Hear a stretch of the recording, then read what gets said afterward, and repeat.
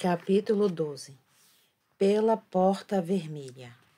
Os 3 meses que se seguiram foram com longo sorriso, risada, um pronto levantar da cama, todas as manhãs, para enfrentar o dia.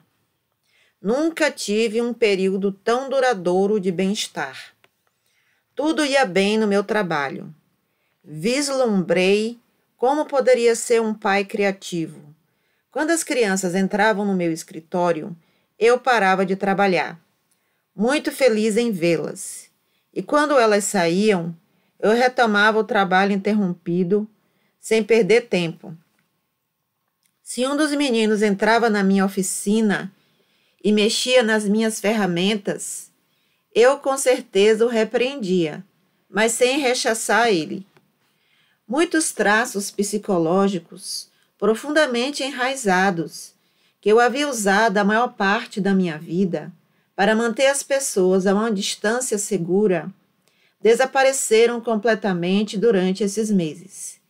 Conheci velhos amigos em um nível totalmente diferente e fiz novos sem a timidez que costumo ter. A leitura da Bíblia passou a uma nova dimensão. Descobri uma coisa interessante. Você encontra na Bíblia aquelas pessoas da divindade com as quais teve um encontro. Durante anos, eu vi apenas o Pai nas Escrituras. Depois da experiência no hospital, encontrei o Filho e agora o Espírito Santo. Foi uma aventura fenomenal. Ler palavras que havia lido por toda a minha vida, embora sem nunca as compreender.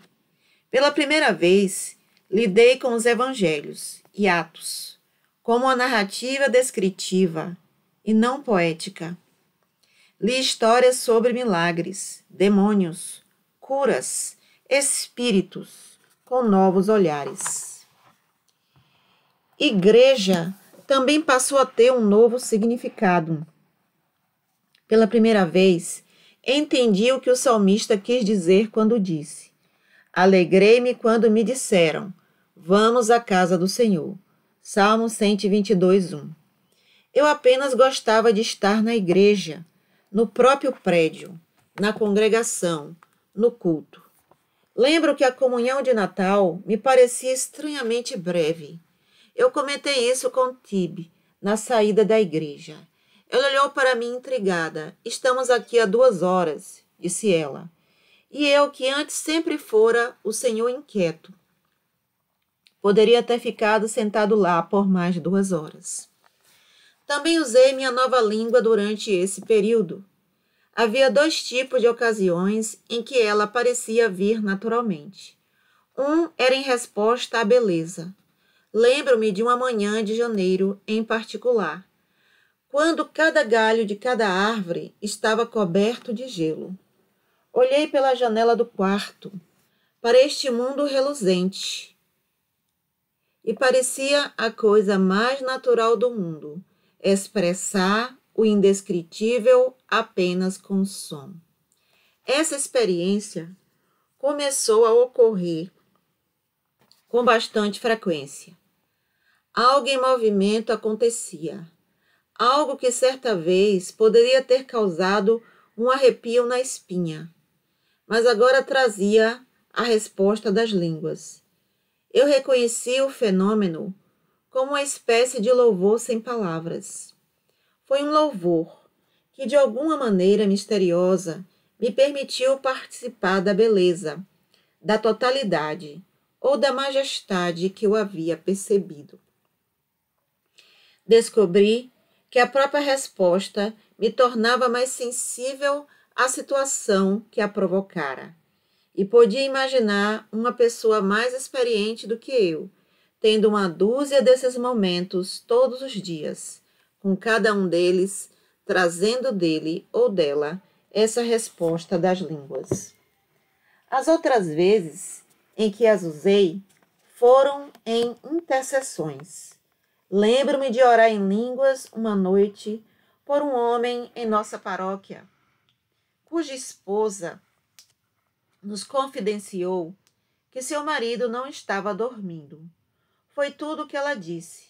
E como eu mal conhecia o homem, era inútil tentar oferecer uma oração inteligente por ele. Às 3 horas da manhã, acordei totalmente desperto, com a convicção de que o problema do homem era um ressentimento de longa data com uma das pessoas onde ele trabalhava, a quem ele nunca perdoara em razão de uma injúria do passado. E, além disso, eu deveria ir conversar com ele sobre isso. Não consegui voltar a dormir, até que resolvi entrar em contato com ele. A luz fria da razão, no dia seguinte, parecia um procedimento impetuoso e presunçoso. Que desculpa possível eu poderia dar para invadir a vida de um homem com essa pergunta? Tentei cumprir minha promessa a quem não conhecia da noite anterior, ligando para a secretária para um encontro, uma hora quando Bill puder. Não deu certo. Esse homem era muito ocupado e tinha uma hora na agenda daquela mesma tarde, e às 3 horas eu estava sentado em seu escritório, temendo pela minha sanidade. Bill, eu disse, você terá que me perdoar se eu estiver errado, mas tive a sensação mais estranha. E então eu expliquei a ele o pensamento que havia me acordado.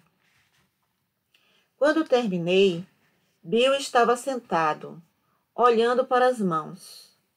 Eu podia ouvir a secretária dele datilografando na outra sala.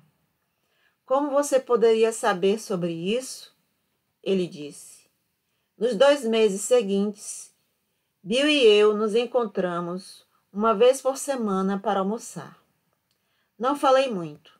Na verdade, fiz pouco mais do que ouvi. Mas, pouco a pouco, o problema que Bill estava enfrentando começou a se desvendar, e no processo, Bill passou a ter uma nova visão do Espírito Santo, porque é claro que eu tive que lhe contar como eu cheguei até ele. Um problema mais desesperador me foi trazido bem no meio disso tudo, quando certa tarde, Tibi entrou no meu escritório para me dizer que a filha adolescente de um amigo muito próximo havia tentado o autoextermínio. Ela estava entre os graves no hospital. Tibi e eu desejávamos orar, mas quase não tínhamos informações, nem mesmo como ela tentara tirar a vida. Novamente, usei línguas e me lembrei de algumas palavras de Paulo. Pois se ora em uma língua, meu espírito ora, mas a minha mente fica infrutífera. Então o que farei? Orarei com o espírito, mas também orarei com o entendimento. 1 Coríntios 14, 14 a 15. Paulo não estava alegando nenhum grande mistério aqui. Ele estava apenas orando com outra parte da sua formação. Ele sabia que era em parte homem racional e, como tal, deveria orar com lógica, mas ele também atuava em um nível diferente, um nível que tem pouco a ver com a razão. Paulo chamou isso de seu espírito. Hoje podemos chamá-lo de inconsciente ou subconsciente. Paulo desenvolveu sua vida de oração, permitindo que o lado profundo e não verbal de sua personalidade orasse também. Não era isso que eu estava fazendo na minha oração por essa moça? Eu ansiava por sua saúde com minha mente, mas eu ansiava por ela com meu espírito também. Quando chegamos ao hospital, ela havia sido removida da lista dos pacientes graves. Nós levamos sua mãe para casa e passamos 3 horas com ela. Pudemos ver que a cura física era apenas um ponto na oração que poderíamos fazer por essa família. Quanto mais ouvíamos o problema, mais complexo percebíamos que ele era. Novamente, como havia acontecido com Bill, nosso papel não era de conselheiros. Não saberíamos o que fazer ou dizer. Nosso papel era manter o problema constantemente sob o foco da oração. E nisso achei as línguas valiosas.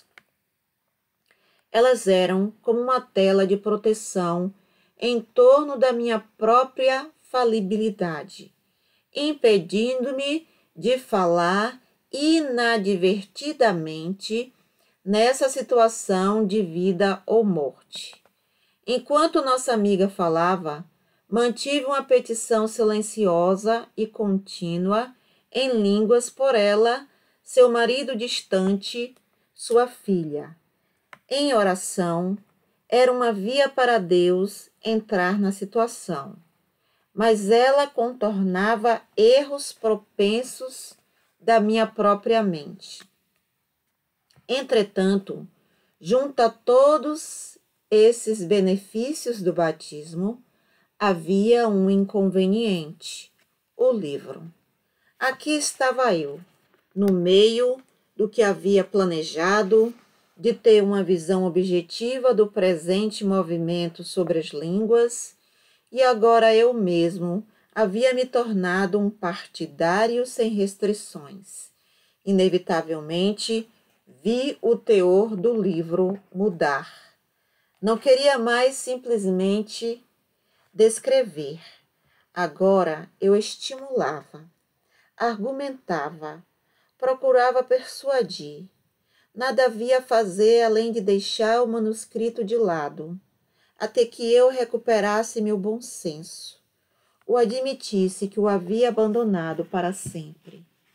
Todos, diz Jim Stone, têm o direito de ser um extravagante por 6 meses após o batismo. Decidi ser por mais tempo ainda.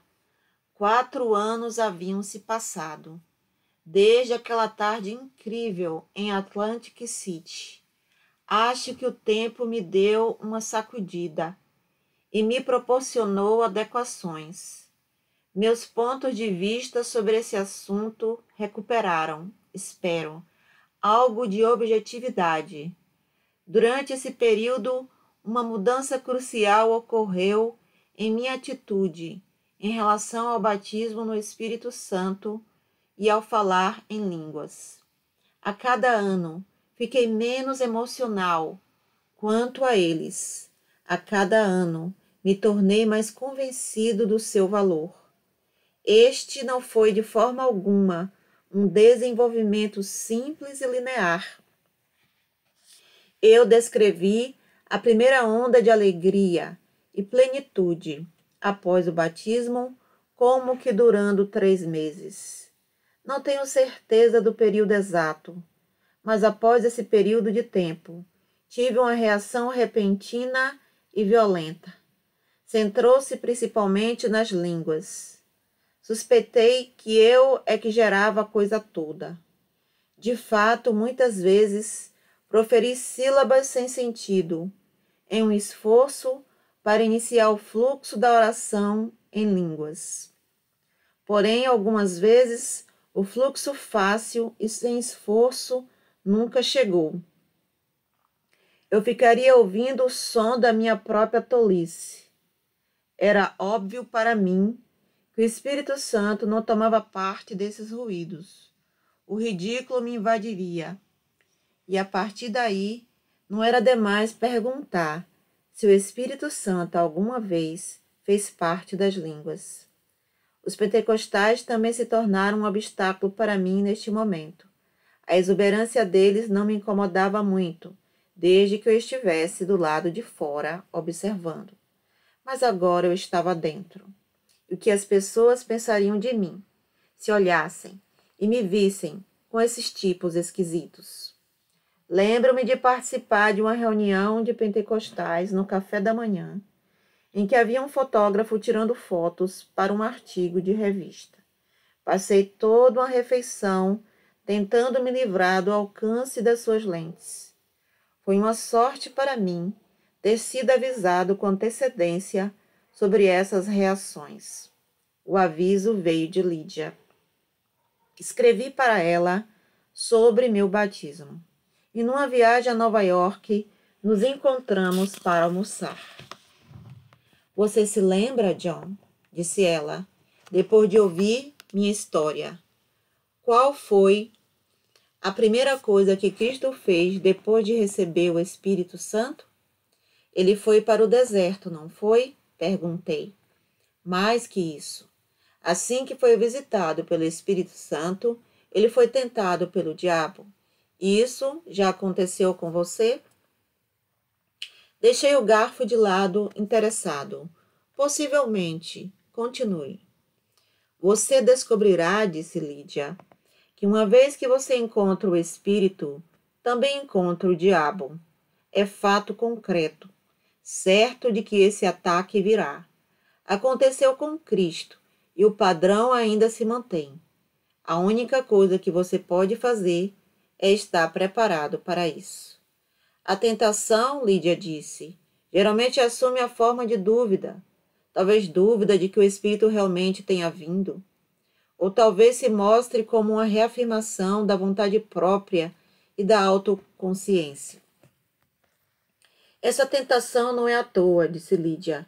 Eu acredito que o Espírito Santo deliberadamente permite que isso aconteça. Ele quer que você o use. Ele quer que você lance um olhar frio e racional sobre sua experiência. Então, quando você sai do outro lado, o batismo é seu, não apenas como um dom, mas também como um prêmio de batalha. Eu tive que combater a dúvida, o orgulho e outros atacantes da disposição recém-descoberta. Mas logo descobri que os inimigos mais ferozes do espírito não são esses pecados ativos, mas os passivos, os pecados de omissão, indiferença, inércia. Eu não estava familiarizado com o Espírito Santo por muito tempo, até que entendi que ele não nos torna autômatos por sua presença. Ele permanecerá conosco enquanto de fato desejarmos isso, trabalharmos nisso, ansiarmos por sua companhia. Uma das indicações mais claras do fato de que o Espírito Santo é uma pessoa e não um tipo vago de força automática é o fato de que ele pode realmente ser entristecido. Não entristeçam o Espírito Santo de Deus, disse Paulo, Efésios 4:30. Eu descobri que existem pelo menos duas maneiras pelas quais podemos entristecer o Espírito Santo. Uma é não sendo em nosso interior uma boa companhia para ele. Ele simplesmente se ausentará por um tempo se não gostar da companhia pensamento que mantemos. E o segundo é por negligência. A relação é como uma amizade, na medida em que deve ser cultivada, exercitada, desfrutada, para durar e crescer. Entristeci o espírito de ambas as formas, e ele se afastou. Mas no processo aprendi que não queria ficar sem ele, e comecei a procurar maneiras de convidá-lo a retornar. Graças a Deus pela igreja estruturada durante este período. Lá estava uma instituição funcionando talvez um pouco mecanicamente, mas independente dos altos e baixos dos membros individuais da congregação. Íamos todos os domingos à igreja e sabíamos que havia uma qualidade constante e consistente nos cultos que era importante. Nossa igreja em particular não estava fazendo muitos experimentos inovadores, mas também não estava tendo que passar pelas oscilações psíquicas das pessoas. A igreja estava lá, sólida, séria, formal, maravilhosa. Também descobri que era importante ser contínuo quanto à oração individual durante a semana. Nosso amigo David Wilkerson dizimava o seu tempo em oração. 24 horas tem um dia. David orava por 2 horas e meia diariamente. Eu tentei. Dividi o tempo em 5 unidades. Cedo pela manhã, no meio da manhã, almoço, início da noite e fim da noite. Meia hora em cada um desses horários. A disciplina é mais do que eu posso sustentar, mas eu soube do experimento de que há grande poder na perspectiva monástica de prover o dia com períodos regulares de oração. Foi durante o tempo desse experimento que senti com mais consistência a presença e o poder do Espírito. Também não me surpreendi ao lembrar da minha experiência no momento do batismo, que a obediência também deveria desempenhar um papel no reconhecimento da presença constante do Espírito Santo. Aqui também vislumbrei algo maior do que ainda posso alcançar. Como seria viver um dia inteiro, completamente obediente à vontade do Espírito? Sua voz mansa e suave se tornaria mais clara com o passar do tempo? Devo trabalhar para cultivar o hábito de ouvi-lo. O que esses 4 anos já me deram, no entanto, foi uma melhor compreensão do que realmente aconteceu na sala 405. No momento real do batismo no Espírito Santo, houve uma impressão avassaladora. Fui banhado, cercado por, lavado com amor. Não sei por que mais não foi feito a respeito disso nas coisas que li sobre o assunto. Talvez por estarmos tão preocupados com o aspecto do poder do Espírito Santo. Estou convencido de que a natureza desse poder é o amor. Era muito parecido com o amor que experimentei quando encontrei Cristo no quarto do hospital, exceto que era ativo, dinâmico, levando-me a responder, enquanto o amor que encontrei no hospital era uma presença mais tranquila, sem exigir nada. Depois que percebi isso, tive a resposta para um enigma que me intrigou. Em todo o Novo Testamento, os termos Espírito Santo, Espírito de Cristo e Espírito de Deus são usados quase de forma intercambiável. Pessoas que conheciam a Cristo e que conheciam o Espírito Santo, obviamente, igualavam os dois. Quando chegar à fronteira da Mísia,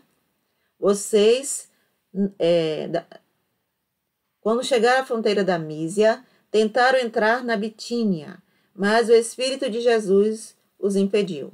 Atos 16, 7. Vocês não estão no domínio da carne, mas do Espírito. Se de fato o Espírito de Deus habita em vocês, e se alguém não tem o Espírito de Cristo, não pertence a Cristo. Romanos 8, 9. A razão dessa permuta das pessoas ficou clara depois que eu encontrei o Espírito Santo.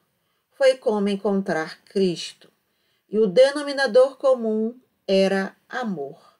As pessoas que conheceram a Cristo tiveram a experiência de encontrar amor. E quando essas mesmas pessoas encontraram o Espírito Santo, sentiram que haviam tido outro encontro com o amor.